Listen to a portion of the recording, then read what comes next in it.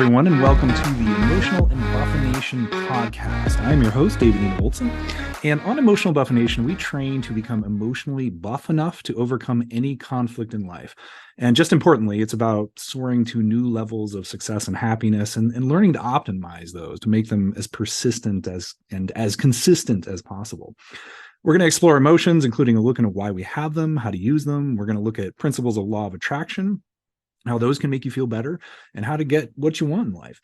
And ultimately, we're going to be figuring out how to get emotionally strong enough to be the best version of ourselves and to live the most amazing lives possible. This podcast is just one of a bunch of resources I have.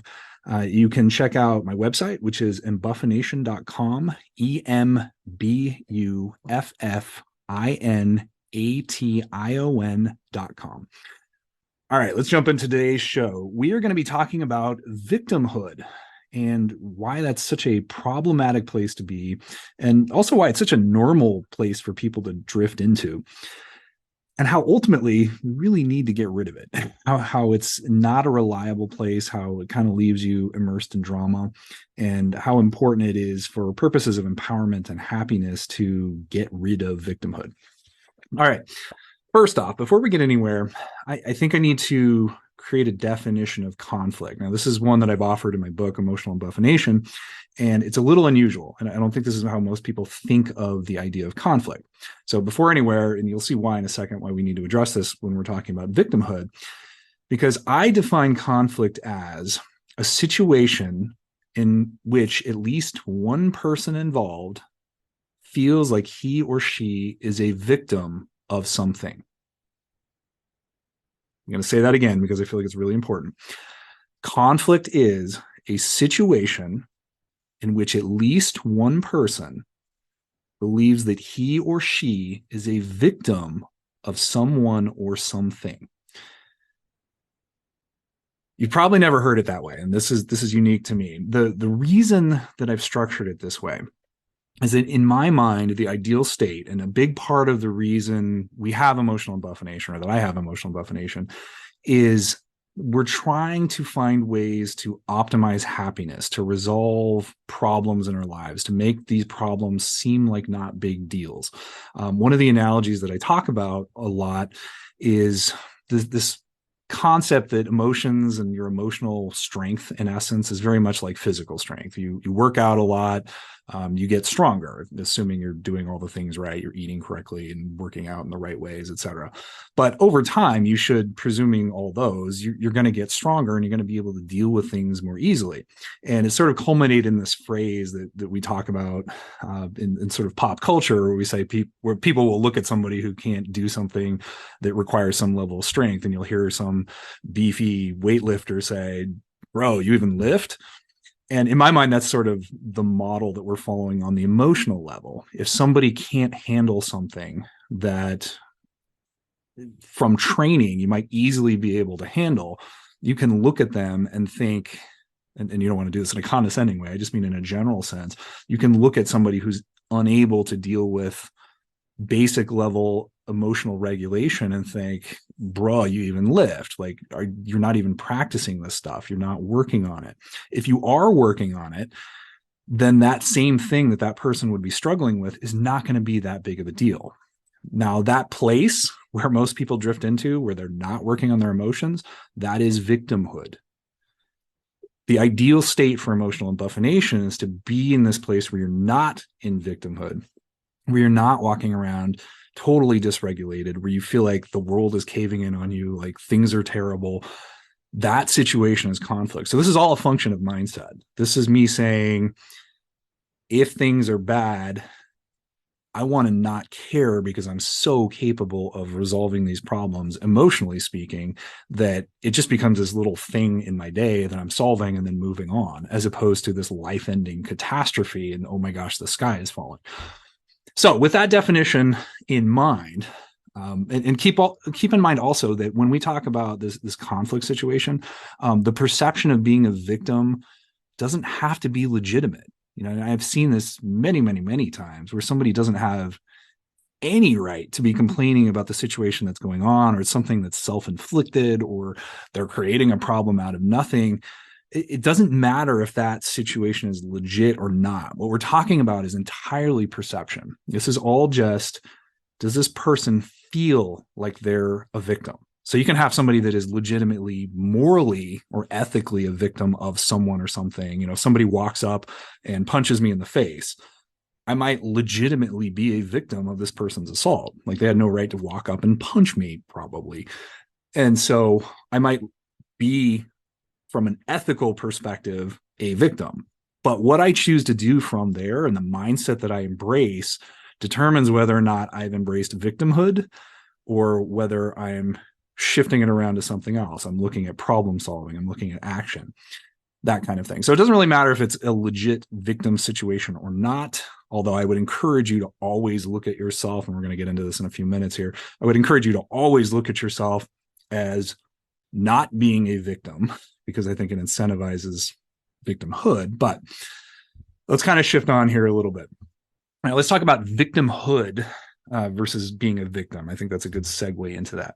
Now, victimhood, like we said, is a mindset, and the problem there is that it creates disempowerment, because in effect, what happens is people will say, this situation happened, this sucks, it's not fair, it's so-and-so over there's fault, or this political figure's fault, or this societal construct's fault, or the nature's fault, or God's fault, or whatever it is you want to point at.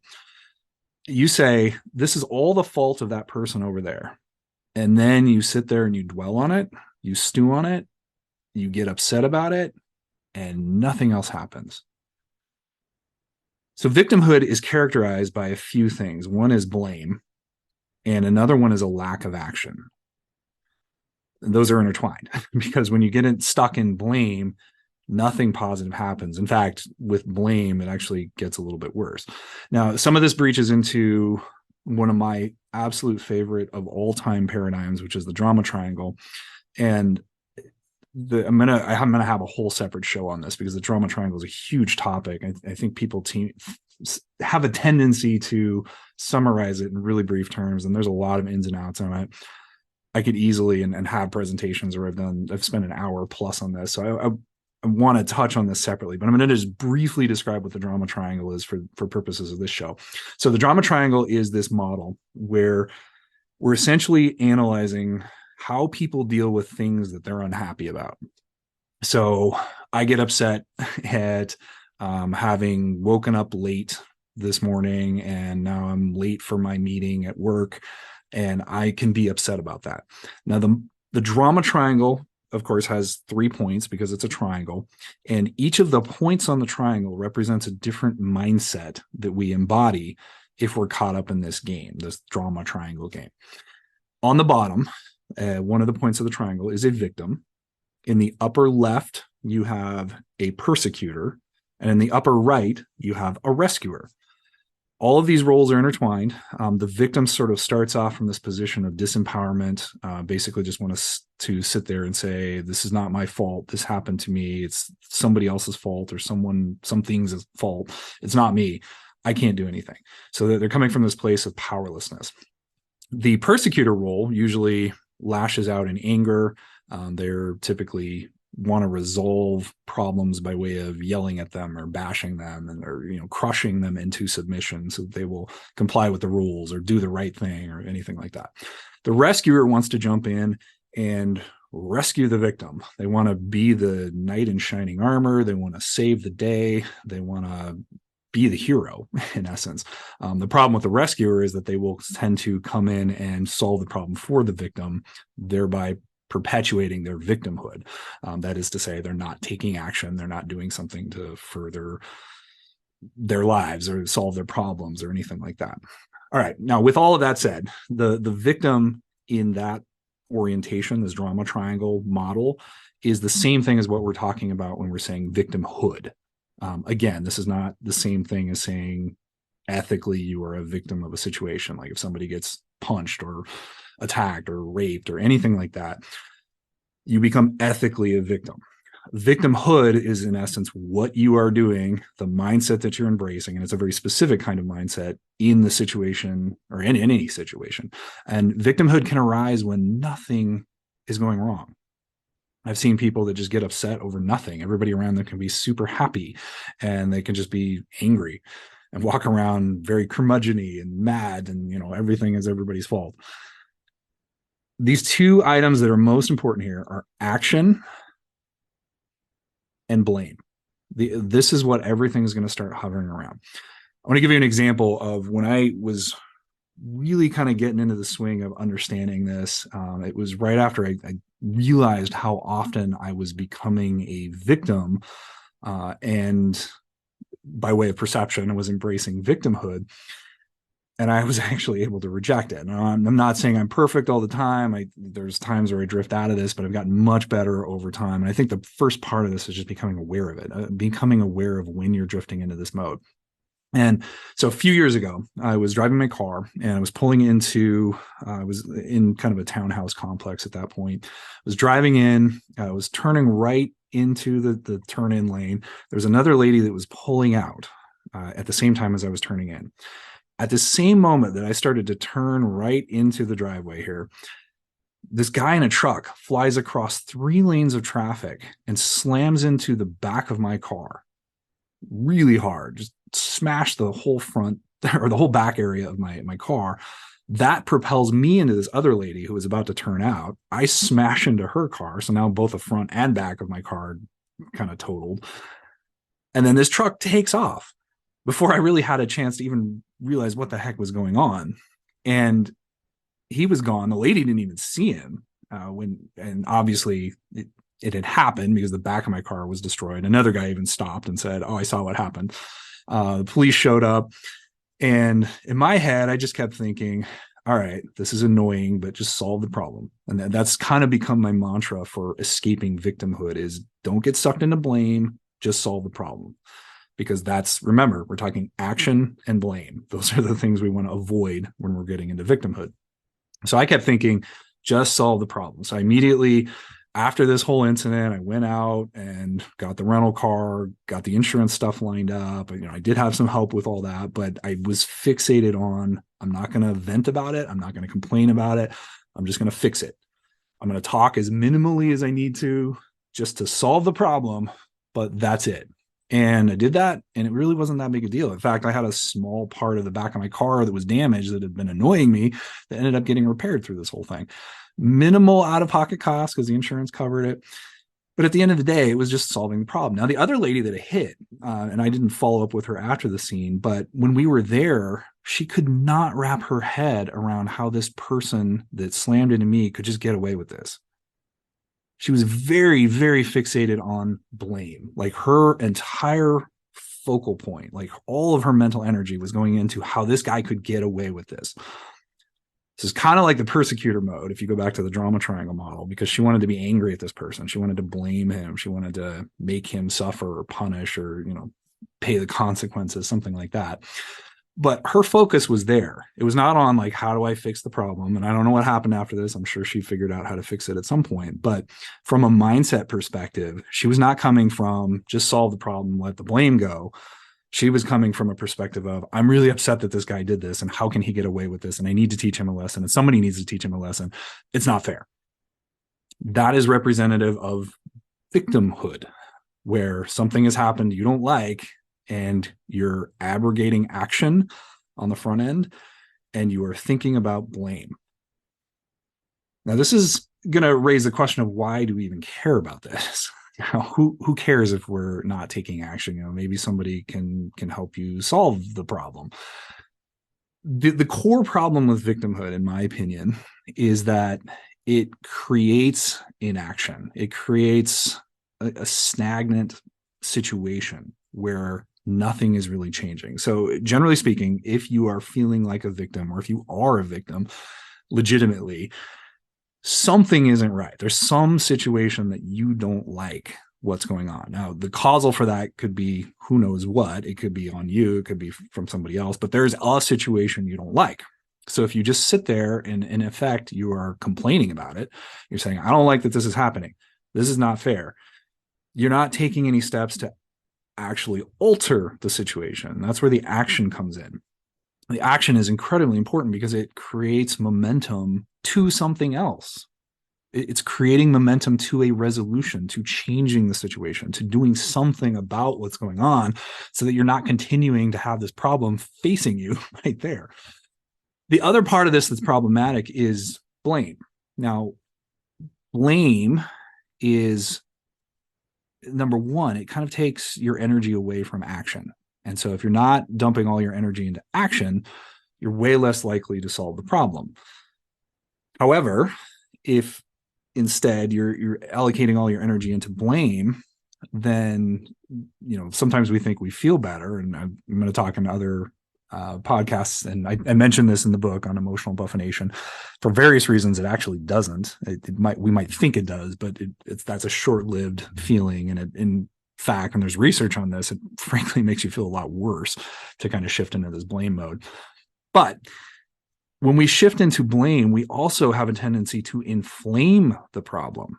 Because if we have somebody in front of us and that person is in any way intertwined with the problem that we're facing, or even if they're not, and we start shifting into blame, that person is very likely, because this is human nature, to get extremely defensive about what's going on, even if they are to blame, even if they rightfully were in the wrong for whatever happened.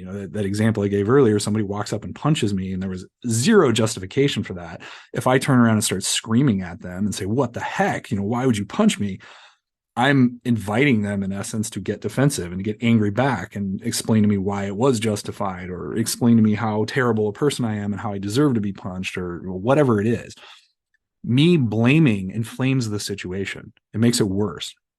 And so, in effect, if I'm embracing victimhood, I'm not doing anything to solve my problem.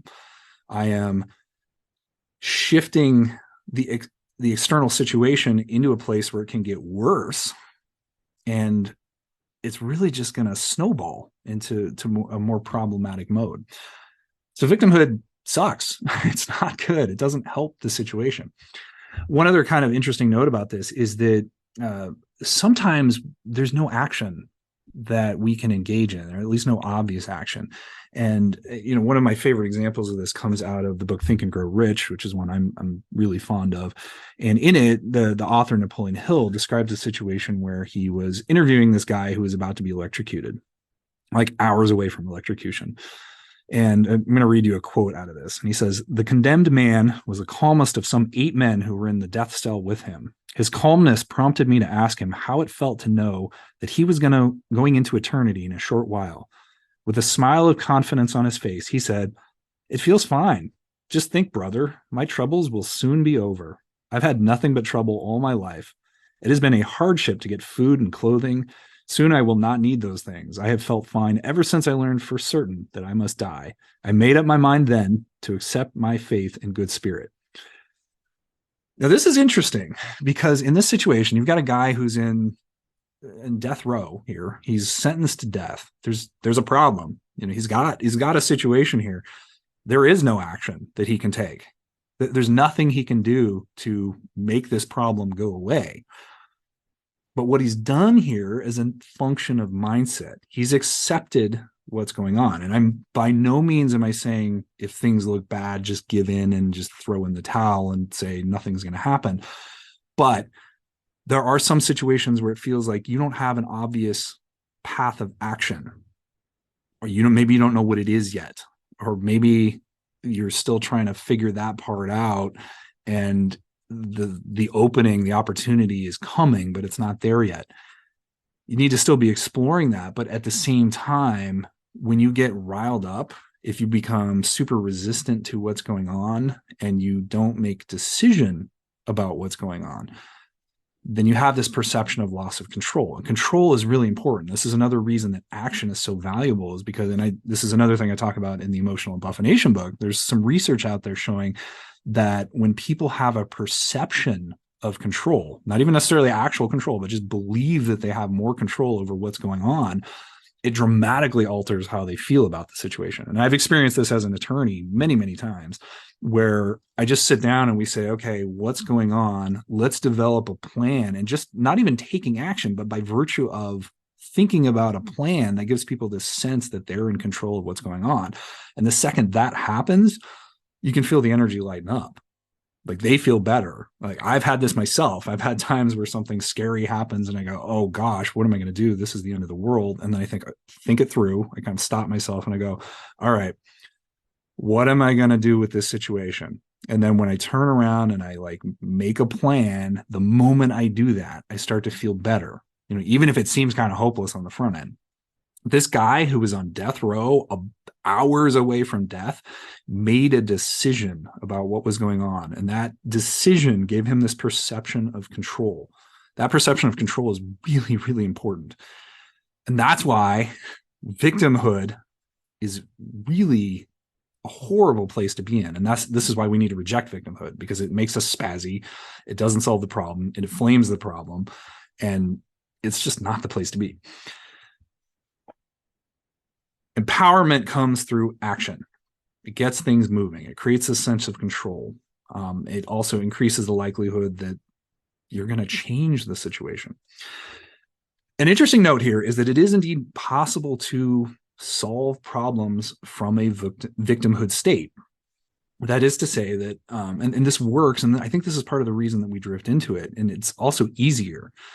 For example, I've seen in many occasions, especially in family court cases, where somebody runs into a problem and another family member, another friend, a new lover or somebody jumps in to try to save the day. They want to pay the attorney's fees of this person, or they want to come in and yell at the other party, or they want to do something to solve the problem. Remember the rescuer in the drama triangle? This is usually that person. They want to come in and fix the problem for someone.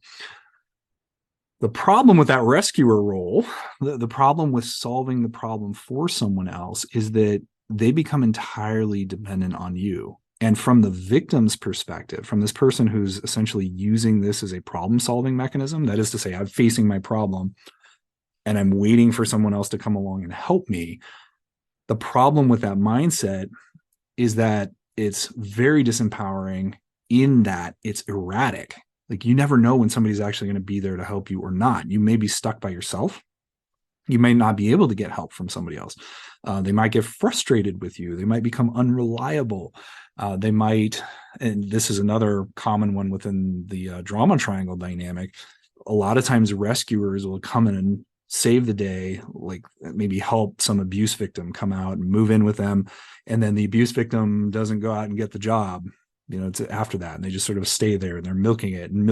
And then meanwhile, this person who was a rescuer starts turning into a victim because they feel like, well, what the heck? You're consuming my resources. You're leaving a mess in my house.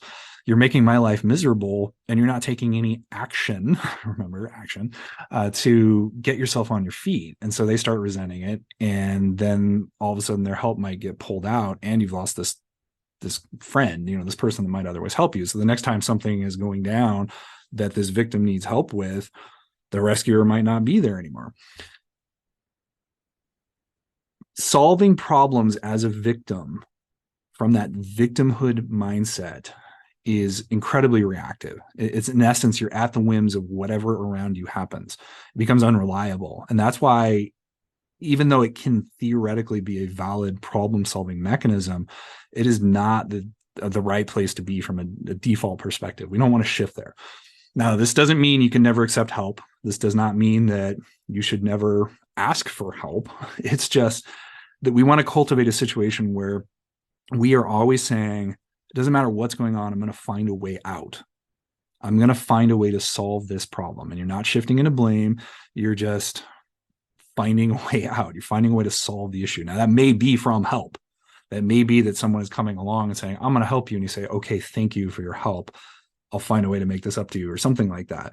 But you also want to make sure that that's not the only mechanism you have out there. If no one is jumping to your rescue, you don't want to just be stuck in an undesirable situation. Now, this can be really problematic sometimes if you think of situations where victimhood gets perpetuated. Like, for example, I see this a lot in domestic violence situations, or situations where you have somebody that is just being torn down over sometimes years of time, and their self-esteem is shot, and they just think nothing of themselves, and they think that they're just a piece of garbage, and they have no real resources to kind of get away from this person.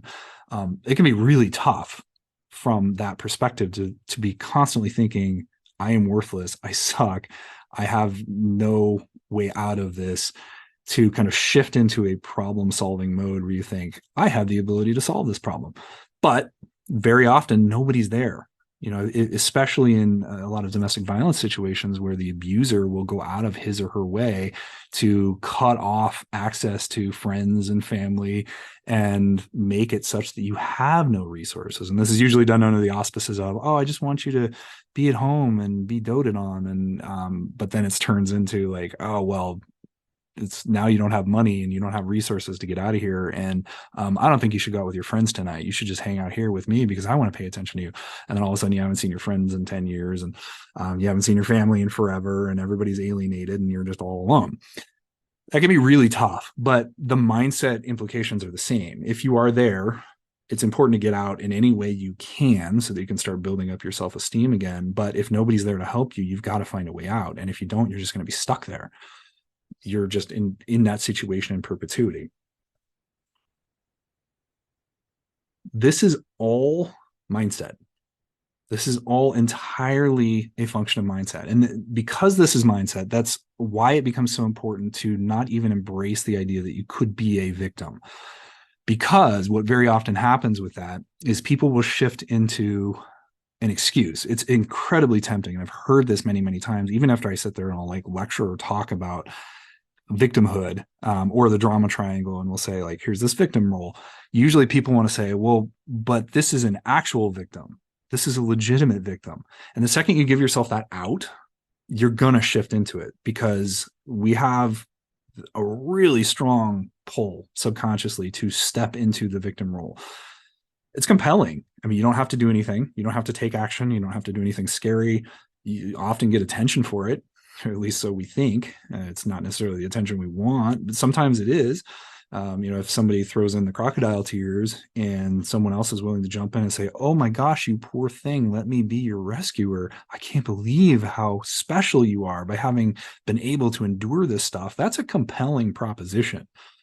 See this a lot in kids too. If, especially in situations where a parent becomes kind of helicopterish or overprotective, you'll have a kid that'll start playing up illnesses because they're getting attention out of it and they're getting things solved for them. So they don't have to do anything and they're getting attention at the same time. It's really compelling. So we can easily shift into that if we start to make excuses or allowances for this idea of victimhood. I'm not in victimhood because I'm actually a victim. Like this person is clearly to blame for what's going on and clearly I'm not. Therefore, this is different. I would encourage you to eliminate that entirely, no matter what's going on. Like this guy, from an empirical perspective, on an ethical level, it's hard for me to say that this guy who slammed into the back of my car and took off after flying across 3 lanes, I have no idea what was going on with that guy or why he did it. It would be hard for me in that situation to say he was not at fault. But when I get sucked into that blame game, it's really easy for me to just stop at, well, I was a victim. I was legitimately a victim. Therefore, I can sit here and complain about it. If you have an out in any way, you're going to find it subconsciously. And so because of that, I like to talk about absolute responsibility. This is one of the chapters in my book, Emotional Embuffination, is entitled Absolute Responsibility. And the basic idea is that no matter what is going on in your life, no matter what the situation, no matter how obvious it may seem that someone else is at fault or multiple other people are at fault, no matter how much it may seem that you are not at fault, own it. Own your role in it.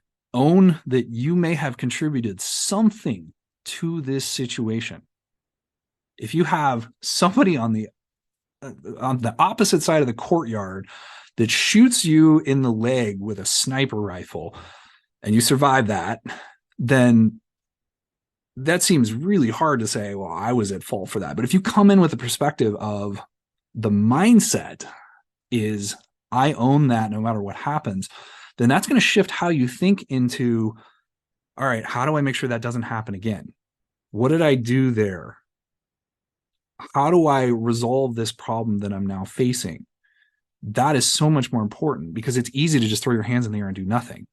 If I say, well, okay, I got shot with a sniper rifle, how can I make sure that that doesn't happen again? I might start looking around. That's a tough one.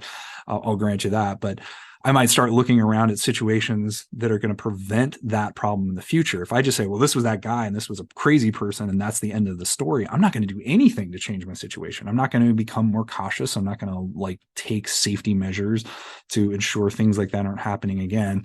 When I got rear-ended by this guy that took off, one of the first things that I thought was, wow, I need a rear dash cam. And I went out and got that because I had a front facing dash cam, but it didn't capture anything of that incident. I didn't have a rear dash cam, which is what I needed. And I could have captured this guy and given it over to law enforcement and all this stuff, but I didn't have that. And so one of the thoughts that I had was, well, if anything like this happens in the future, I need to make sure I've got a dash cam. I also became much more cautious about looking around me and paying attention to what was going on when I was turning. I started creating much bigger space cushions around people. The mindset I was embracing, at least in that moment, and again, I've definitely had times in my life where I was not in this mode of thinking, but in that situation, I was of the mindset of, I'm not going to worry about blame. I'm not going to worry about the fact that this guy did something to me and got away with it, and that's unfair. I said, what can I do differently? And when you start thinking in the action orientation, in the letting go of blame orientation, your focus becomes on something that's going to make you better.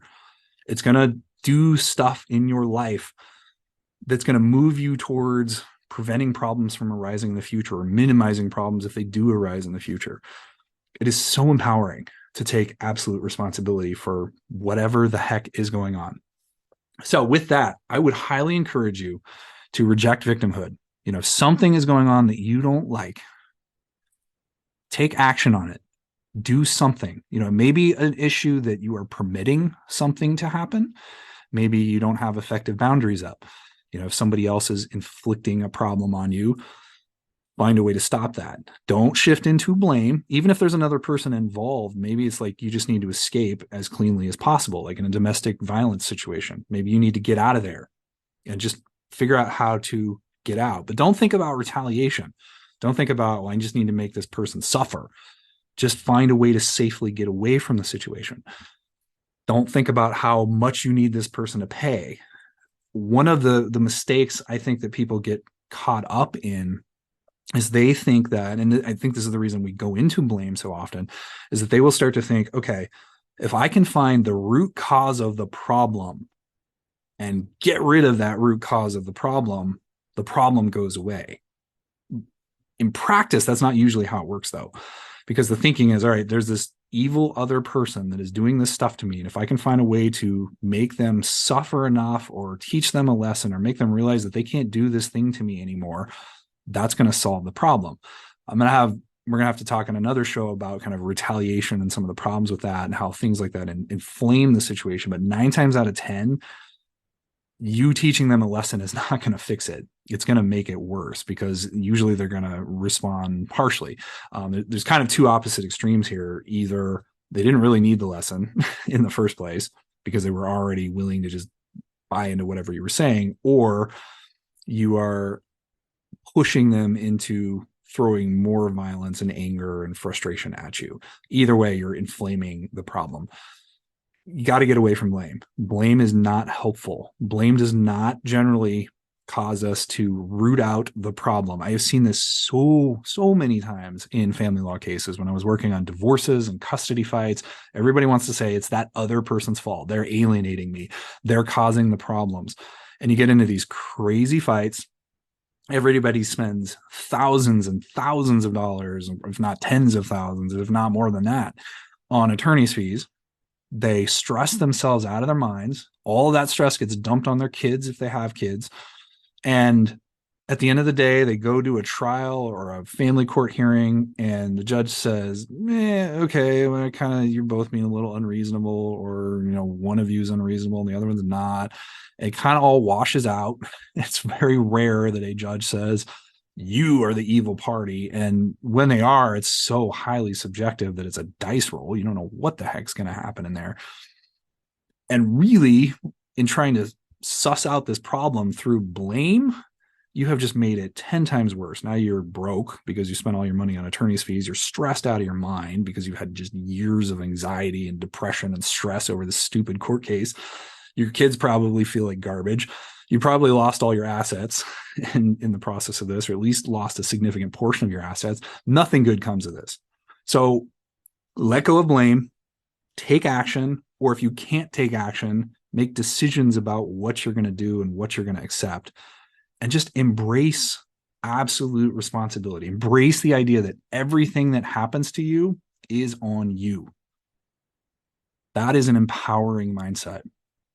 And if you can just embrace that, if there's nothing else that you hear from Emotional Embuffination, hear this message. To me, this is probably the single most valuable lesson I have ever learned in my life, because I started off very much on the victimhood end of the spectrum on this. And my life was an absolute roller coaster. It was depressing. It was frustrating. I'd have a great day, and then the next day I wanted to kill myself. Take absolute responsibility. Seek empowerment, reject victimhood, and your life is going to be way better. I promise you. All right. It's going to bring us to a wrap for today's show. I hope that you found this useful. I genuinely hope that you can take something out of this and make your life better. Remember, in order to become more emotionally buffed, you got to keep working on it. This is like working out. You don't just go to the gym one time, do some reps, and then you're done forever. Like, you keep actively working on it. So please check out some of the other resources I've got. Again, check out embuffination.com. If you need help, reach out. There's contact information on that page.